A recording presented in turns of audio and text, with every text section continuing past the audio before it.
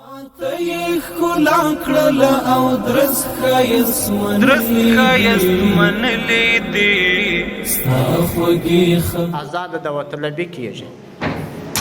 نور چې کم دي غالبا په اصولو یې تاسې پوهېږئ موږ نومونه لیست کړي دي. هغه نومونه چې کم دي مولوي صاحب یې نومونه یادوري کړي دي. دا کسان چې کم دلته زموږ سره لیست دي هغه به یو خپل نرخ ټاکي او د دې پمپ لپاره به وایي چې دا زه په دوند قیامت باندې غواړم، ماته په دوند اندازه باندې واره کوي. حاجي محمد شریف محمد شفیق دا ځای په 28 لکه افغانۍ وړي چې په څو باندې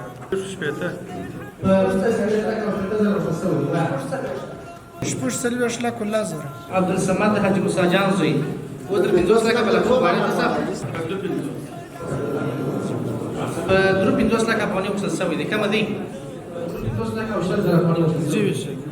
درو 50 لکه او 50 زره افغانۍ 50 لکه پنځوس زره دوه بس شل زره پر بالا المسجد وای په 1 لکه او 20 زره افغانۍ څو شل زره پر بالا 2 لکه او 60 زره 2 لکه یو کال پیسې دي دا و په 15 المسجد هذا المسجد 15 لکه استفاده ولا مبارک سے دعا سلام برکه توای مولوی صاحب دعا پر ورته وکړه خدای روز پر روز وای.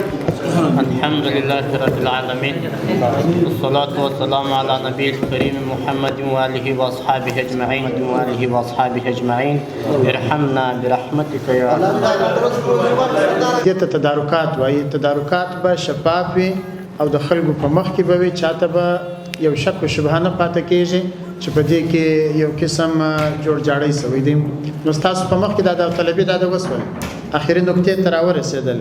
اوس هم که یو څوک وایي چې زما سره ناکې سوې ده راته ووایاست، او که وایاست چې ناکې نه ده سوې سمه سوې ده، نو ټولو ته دې الله پاک جزای خیر ورکړي چې شرکت یې کړی دی، دلې راغلی دی.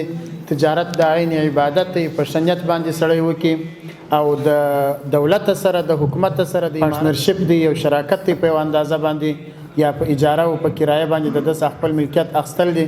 نو دا هم ښه په امانتداري باندې وکړي، ځکه ستا څه چې 2 روپۍ ګټه راځي هغه بیت المال ته راځي، برته زما او ستا په استفاده او په نفع مصرفېږي. الحمدلله شباب زموږ مخ ته زموږ وروڼو پورته خپل ځواب پر وکړي. هېڅ ډول دغه موږ نه لرو اعتراض نه ده چې دا موږ ته نه راکوي یا دا مثال لپم چې هلته دلته داسې خلکو ته نه ورکوي. هو نو اوس چې دا بانډار موږ ولدي، دا مجلس دا بولۍ مې ولدي، هېڅ نه وه هغه کومې خبرې چې موږ اورېدلې هغه یې چای نه ولو. هغه سړی در پای ورته تکیه سولو، خپل حساب و خپل بودیجې ته یې وکتل، خپل شی یوړي. تی ته دې الله خیر درکړي، د زړه د اخلاصه درته وایم خو د امارت چې کوم اصول و هغه ته یې وکه نن په موږ ولیدل. بس درست ښایست منلې دي ستا خوږې خبرې